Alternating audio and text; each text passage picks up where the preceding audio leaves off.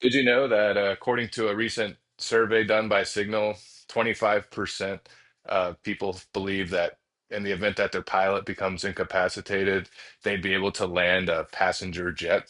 Um, Becoming certified to fly these passenger jets isn't easy.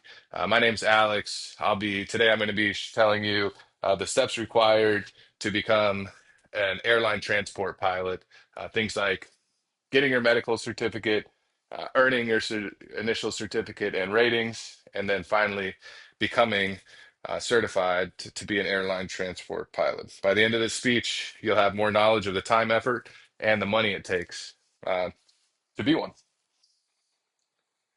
First things first is getting your medical certificate. The medical certificate is needed to get any pilot license. So even if you want to get the most basic pilot license, you need a medical certificate. They have first, second, and third class medical certificates. First class medical certificate is the one that you need to fly for the airlines. A first class medical certificate is renewed once a year if you are under 40, and then once every 6 months if you are over 40 years old. According to the FAA, there are lists of disqualifying conditions. It is always recommended to research these first before you decide to take up flight training because although you can train to become a pilot without a medical, you cannot solo an aircraft or get your pilot's license without a medical certificate. Lists of these disqualifying conditions include things like epilepsy, uh, heart conditions or heart disease, having a permanent pacemaker, substance abuse, dependence, color blindness, bipolar disease. There is a list on the FAA website will show you the majority of the disqualifying conditions. Once you realize that you're good, that you can believe that you can continue with the process, you have to find an aviation medical examiner or an AME and get your medical done. The medical appointment will discuss things like health history, go over a quick diabetes test for you, and then obviously an eye test, although you can have corrective lenses of greater than 20/20 in order to pass your medical exam.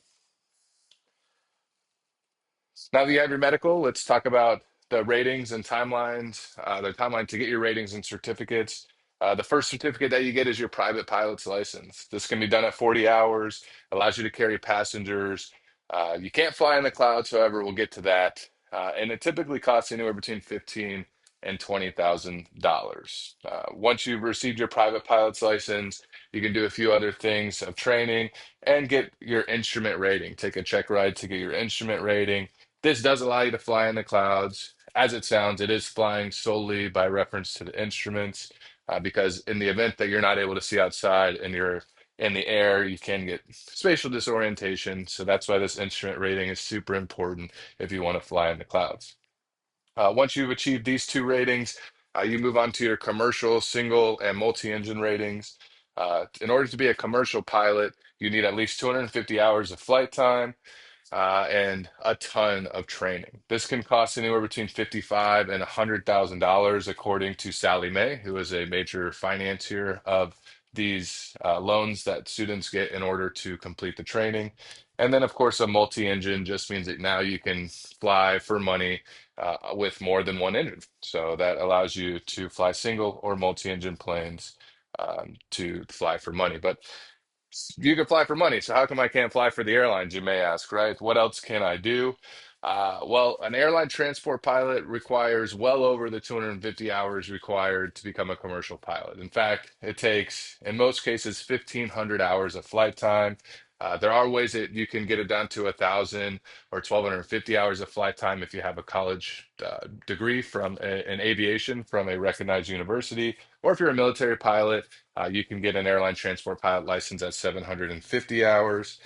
According to Federal Aviation Regulation, Part 91.501, there are certain ways that you can achieve the climb from 250 to 1,500 hours while getting paid. And that is things like flight instruction, aerial survey, crop dusting, banner towing, ferry flights, or flying pipeline patrol. So obviously, it'd be very expensive to just pay your way to get to 1,500 hours. So if you're like me, you get a job like an aerial survey, for example. where you can get 75 to 80 hours a month, fly around the country, get paid to fly, but also build your flight time for the ultimate goal of 1,500 hours for the airlines. So, in conclusion, if you've ever wondered what it takes to become a pilot for the airlines, now you know. Pilots have to get a medical every year at least, usually every 6 months if you're over 40 years old. Uh, all the ratings that it costs to become an airline pilot can cost tens of thousands, if not in upwards of $100,000. And to sit in the front seat of a jumbo jet, you need, at least in the United States, at least 1,500 hours of flight time to even qualify to take your airline transport pilot check ride, which would allow you to achieve that rating. So, next time you hop on the airplane to go somewhere, if you're one of the four people who think that you can land the plane safely in an emergency, please make sure you remember what it takes and what pilots go through and have to do in order to become an airline transport pilot to sit in the front seat and take you to your destination.